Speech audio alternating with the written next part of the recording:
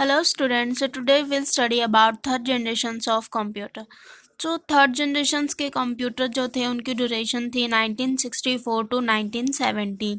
इस ड्यूरेशन में जो है हमारे थर्ड जनरेशन के कंप्यूटर वर्किंग थे, उस टाइम पे हमारे वर्क कर रहे थे। So the use of integrated circuits mark the beginning of the third generation of computers. जो हमारे थर्ड जनरेशन के कंप्यूटर्स थे उनमें क्या होता था, उनमें इंटीग्रेटेड सर्किट्स यूज़ होते थे।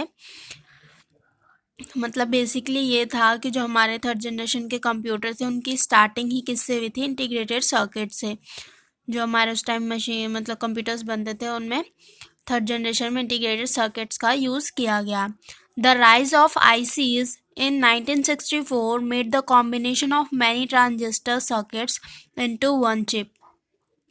तो जो IC का ग्रो अप था, राइज था उनका, मतलब उनका यूज़ बढ़ाना जो था उसमें क्या था, वो 1964 में स्टार्टअप हुआ था।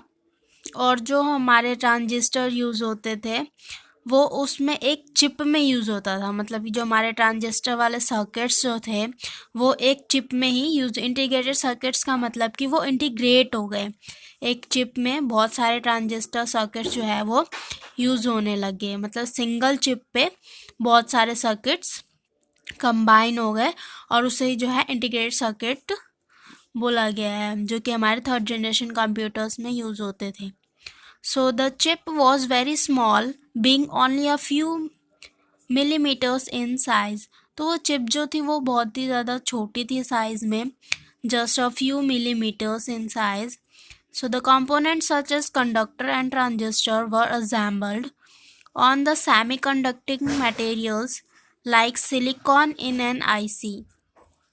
तो जो उस मतलब हमारा जो चिप था उसमें जो कंपोनेंट यूज़ होता था लाइक कंडक्टर एंड ट्रांजिस्टर, वो एक सेमी कंडक्टिंग मटेरियल की तरह यूज़ होता था वहाँ पे। जो हमारी चिप थी वो as a semiconducting material होता था, क्योंकि उसमें कंडक्टर और ट्रांजिस्टर्स यूज़ होते थे। जो उसका वो मटेरियल था वो किसका था, सिलिकॉन का बना हुआ था। जो चिप थी उसका मटेरियल वो सिलिकॉन का बना हुआ था, इंटीग्रेटेड सर्किट का। Thus the desired circuit could be fabricated into a tiny pieces of silicon rather than assembling several components into some circuits।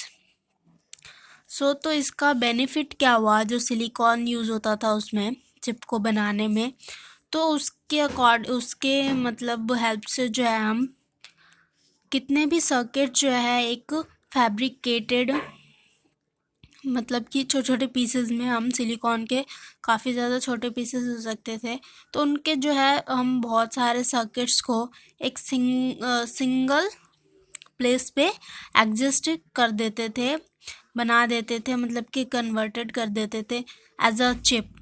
एक चिप आपने देखी होगी, तो छोटी सी चिप में हम बहुत सारे सर्किट्स का यूज़ कर लेते थे। इसकी वजह से जो है कंप्यूटर के साइज़ छोटे हो, कंप्यूटर का साइज़ भी छोटा हो गया। जितनी मर्ज़ी हम अपने डिज़ायर के अकॉर्डिंग उसमें सर्किट जो है वो फिट कर सकते थे। At first, only a few components could be combined into the chip। Firstly तो ये हुआ कि बहुत ही कम कंपोनेंट जो है उसमें कंबाइन हो पाए। This was term as small scale integration. तो उसको फर्स्टली जब मतलब ज़्यादा नहीं हो पाया था कंबाइन चिप में, मतलब कि फर्स्टली एडजस्टमेंट हो रहा था, तो उस टाइम पे उसको क्या टर्म नाम दिया गया, स्मॉल स्केल इंटीग्रेशन, SSI।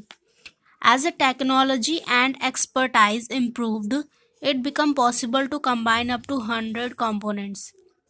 तो जैसे कि टेक्नोलॉजी और हमारे एक्सपर्ट जो थे वो उसको इम्प्रूव करते गए, तो ये भी पॉसिबल हो गया कि हम उसमें अप टू 100 कंपोनेंट्स तक कंबाइन कर सकते थे। मतलब कि एक सिंगल चिप में हम 100 कंपोनेंट्स को कंबाइन करके उसको प्रॉपर बना सकते थे।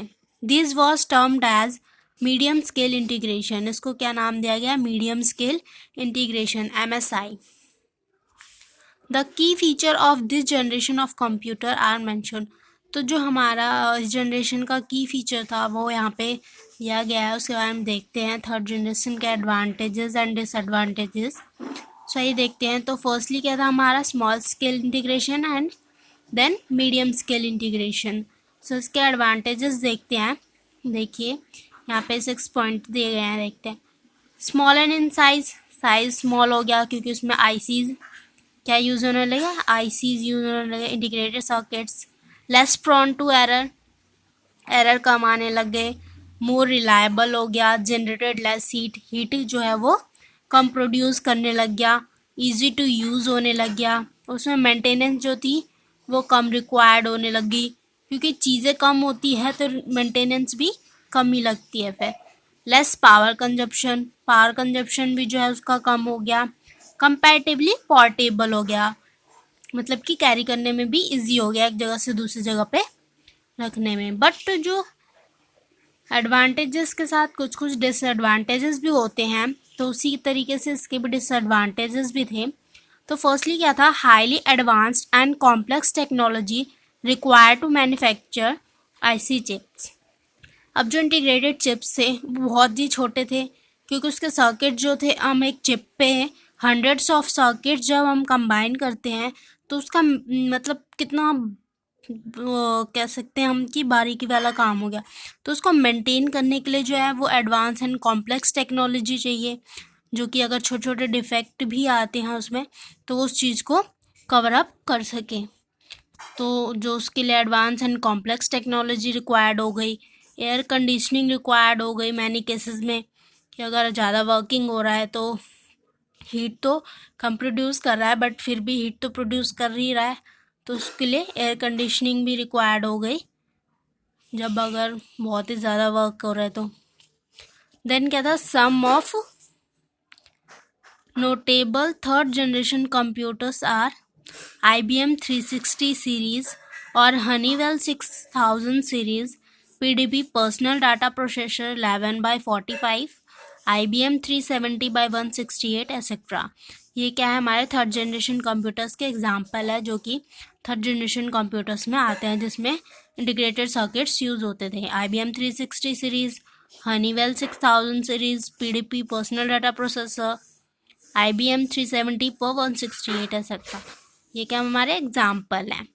सो देखिए यहाँ पे थर्ड जनरेशन कंप्यूटर की पिक्चर भी शो है। ये देखिए किस तरीके से साइज इसका रिड्यूस हो गया और एक तरीके से पोर्टेबल हो गया, मतलब कि जो पीसीज हम आज की डेट में यूज़ कर रहे हैं उस तरीके से थोड़ा सा हमें शो हो रहा है कि देखिए माउस है, ये इसका कीबोर्ड हो गया, मॉनिटर हो गया, या एज CPU हो गया, तो इस तरीके से रिलायबल हो गया।